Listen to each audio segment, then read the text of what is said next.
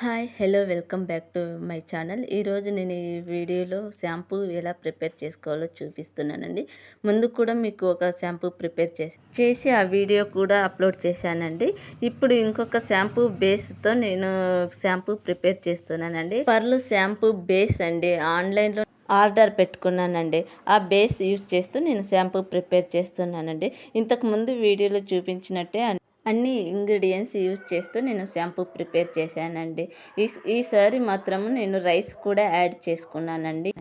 ముందుగా ఒక గిన్నెలకు వాటర్ వేసుకొని మెంతులు, అవిసె గింజలు, కలంజీ సీడ్స్, ఆనియన్ సీడ్స్, బావంచాలు, గంధ ఖర్జూరాలు, తొంగ ముస్తాలు, మర్రి ఊడాలు, వట్టి వేర్లు, వాటితో పాటు ఆకులు, కరివేపాకు, వేపాకు, తొలిసాకు, నిమ్మాకు, ఆనియన్స్, నిమ్మకాయలు, అల్లం, మందారం ఆకులు, గుంట గరగలాకులు వేశానండి.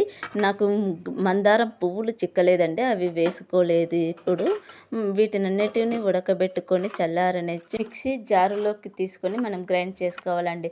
ఆ మిశ్రమాన్ని ఒక క్లాత్ సహాయంతో ఒక ఎంటీ గిన్నెలోకి ఫిల్టర్ చేసుకోవాలండి. ఆ తర్వాత ఆ జ్యూస్నంతా ఒక గిన్నెలోకి వేసుకొని ఒక బౌల్ మెజర్మెంట్ తీసుకొని కొలత పెట్టుకోవాలండి.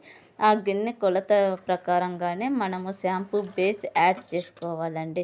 యాడ్ చేసుకున్నాక ఆ షాంపూ బేస్ మొత్తము ఆకుల రసంలోకి బాగా మిక్స్ అయ్యేలాగా కలుపుకోవాలండి. ముత్యపు షాంపూ కాబట్టి మనకు బాగా మంచి షైనింగ్గా వస్తుందండి. ఇప్పుడు ప్రిపేర్ చేసుకున్న షాంపూ చూస్తున్నారు కదండి, బేస్ బౌల్లోకి వేస్తుందంటే తెల్లటి ముత్యంలాగా ఉన్నది, షైనీగా కూడా కనిపిస్తున్నదండి. మనం ప్రిపేర్ చేసుకున్న షాంపూ పేస్ట్లోకి ఈ షాంపూ బేస్ బాగా మిక్స్ అయిందండి. చూస్తున్నారు కదండి, కలుపుతుంటేనే బాగా నురుగు వస్తుంది. ఈ విధంగా ప్రిపేర్ చేసుకున్న షాంపూ మనకు ఒక 5 to 6 months వరకు నిల్వ ఉంటుందండి. ఈ షాంపూ యూస్ చేయడం వల్ల మనకు హెయిర్ ఫాల్ కంట్రోల్ అవుతుందండి. అలా హెయిర్ రీగ్రోతింగ్ కూడా ఉంటుందండి. బేబీ హెయిర్ కూడా వచ్చిందండి. రిజల్ట్ వచ్చిన తర్వాత నేను ఈ వీడియో అప్లోడ్ చేస్తున్నానండి.